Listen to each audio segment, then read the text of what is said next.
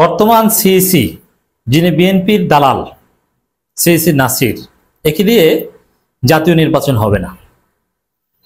এখন পর্যন্ত কিন্তু এই সিইসি একটাও পরীক্ষা দেননি। পরীক্ষা দিয়েছে ঢাকা বিশ্ববিদ্যালয় এবং জাহাঙ্গীরনগর বিশ্ববিদ্যালয় কর্তৃপক্ষ। এই সিইসি কোনো পরীক্ষা দেয়নি, তার মাধ্যমে নির্বাচন সম্ভব নয়, তাকে পদত্যাগ করতে হবে। তিনি যে সুস্পষ্টভাবে বিএনপির দালাল তিনি প্রমাণ করে দিচ্ছেন। তিনি একটা সাংবিধানিক সংস্থার প্রধান, সাংবিধানিক কমিশনের প্রধান, কিন্তু কথা বলছেন সালাউদ্দিন আহমেদের ভাষায়, কথা বলছেন মির্জা ফখরুলের ভাষায়, কথা বলছেন রুহুল কবির রিজভির ভাষায়। জনগণের ট্যাক্সের পয়সায় পালিত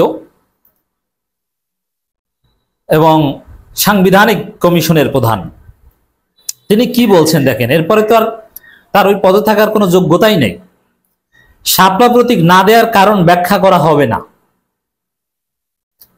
জনগণকে ব্যাখ্যা দিবেন না, ব্যাখ্যা দিবেন কাকে? ব্যাখ্যা নাই, দিবেন কি? কারণ কি? বিএনপি বলেছে দেয়া যাবে না শাপলা, আপত্তিটা করেছে বিএনপি। আর এখন এটা তো বিএনপি কমিশন, বিএনপির পার্টি অফিস, এই ইসি বা এই নির্বাচন কমিশন। এ কারণে বিএনপি নিষেধ করেছে তাদের আব্বা, এটা তো আর বলা যায় না। এ কারণে ব্যাখ্যা দেওয়া যাবে না, ব্যাখ্যা দিতে চান না। কিন্তু স্বাভাবিকভাবে যে কোনো কিছুর ব্যাখ্যা জনগণের কাছে দিতে বাধ্য। ঠিক আছে, আপনি শাপলা দিয়েন না, কিন্তু কেন দিবেন না সেটাও ব্যাখ্যা করবেন না। আপনি তো ফ্যাসিস্ট, স্বৈরাচার, এই পদে থাকার আপনার কোনো যোগ্যতাই নেই। এই সিইসি যেদিন প্রথম দায়িত্ব নেয় তখন থেকে আমি বলে আসছি যে কে লাথি দিয়ে সরিয়ে দিতে হবে। তা নাসিরউদ্দিন পাটোয়ারিরা আমি আশা করি কিছু নড়াচড়া দিবেন। দেখেন আরেকটা মজার বিষয়, বিএনপি এই সিইসি বা নির্বাচন কমিশন নিজেদের মতো করে আগে ভাগে সাজিয়েছে, নিজেদের লোক বসিয়ে রেখেছে এবং এই আত্মবিশ্বাস থেকেই দ্রুত নির্বাচন চায় যে না, নির্বাচন কমিশন তো আমাদের লোক, আমাদেরকে জিতিয়ে দেবে, যেভাবে হুদা কমিশন, রাকিব কমিশন আওয়ামী লীগকে জিতিয়ে দিয়েছে। তো দর্শক, এই জায়গায় বিএনপির যে সেটআপ দেখেন, যে লোক নির্লজ্জভাবে বিএনপির নিষেধে শাপলা দিবে না, এজন্য বলছে যে ব্যাখ্যাই দিব না। এই যে ধরা পড়া, এই ধরা পড়ার কারণেই তো এরা থাকতে পারবে না, যারা বিএনপির দালাল। তো বিএনপির দালালদেরকে রেখে নির্বাচন হবে? বিএনপির দালালের অধীনে নির্বাচনে যাবে জামাত, এনসিপি? এটা হয়? চরমোনাই না, যাবে না। এরপরে দেখেন কতটা অপদার্থ। আমি জানি না যে বাংলাদেশের সিইসি যেগুলো হয় ওগুলো একটু মাথা মোটা অপদার্থ হয়, অথচ এক একজন সচিব ঠিক মতো 2 লাইন ইংরেজি পড়তে পারে না।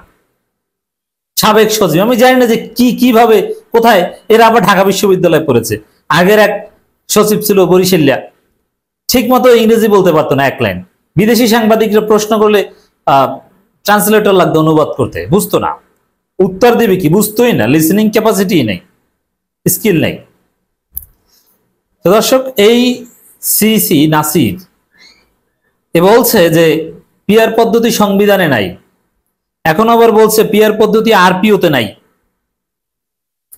সংবিধানে কি আছে না নাই? যে সংবিধানে নাই এ কারণে এটা চলবে না, এটা বলার দায়িত্ব কি ইসির? আরে সংবিধান অনুযায়ী কি এই যে নির্বাচন আয়োজন চলছে ফেব্রুয়ারিতে, এটা কোন সংবিধান অনুযায়ী? এটা সংবিধানে আছে? সংবিধান অনুযায়ী তো নির্বাচন 2029 সালে।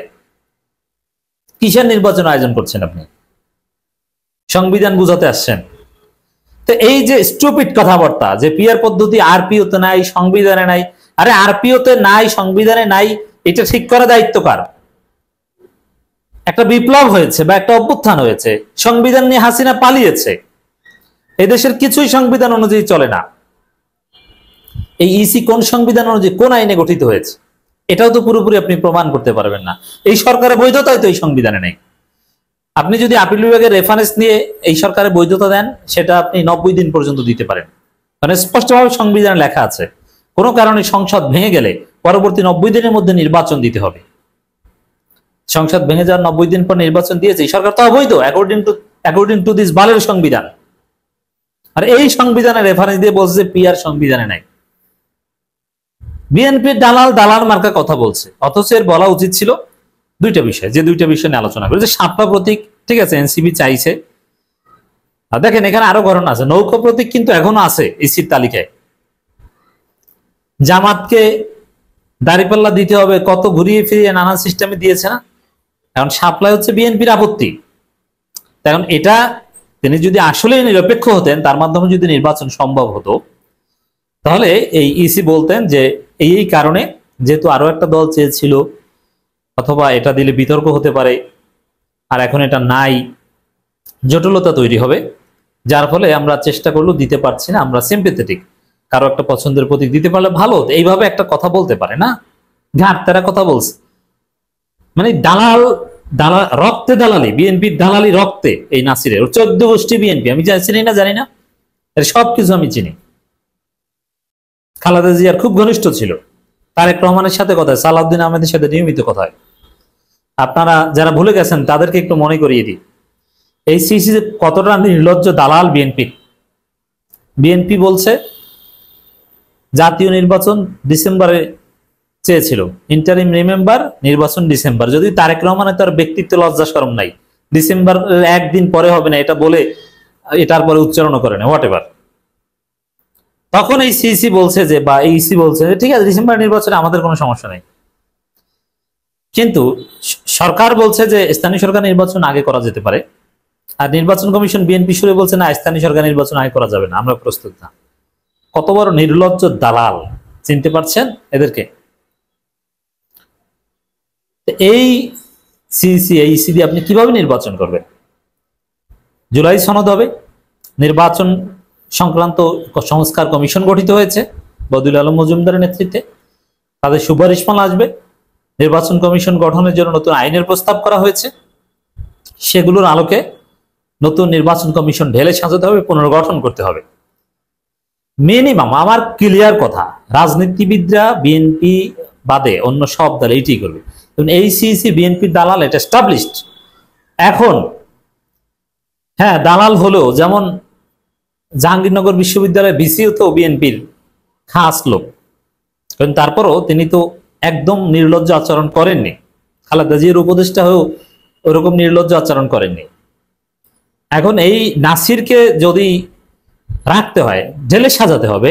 এখন সংস্কার প্রক্রিয়ার মধ্যেও যদি নাসির সাহেব টিকে যায়, তাকে তাকে পরীক্ষা দিতে হবে, কয়েক ধাপে পরীক্ষা দিতে হবে, তারপরে জাতীয় নির্বাচনের নাম উচ্চারণ করবে। কি পরীক্ষা?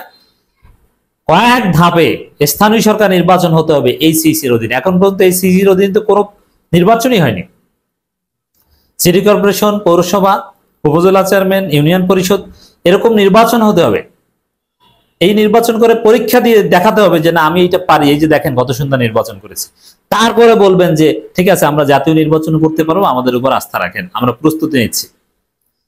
অথচ স্থানীয় সরকার নির্বাচন বা এগুলো নিয়ে কোনো কথাই বলে না। আর সুজনের জরিপে আবার উঠে এসেছে, মতামত জরিপে, যে আসলে মানুষ, অধিকাংশ মানুষ আগে স্থানীয় সরকার নির্বাচন চায়। অতএব এই নির্বাচন কমিশনের পদত্যাগ চাই, অথবা সংস্কার চাই।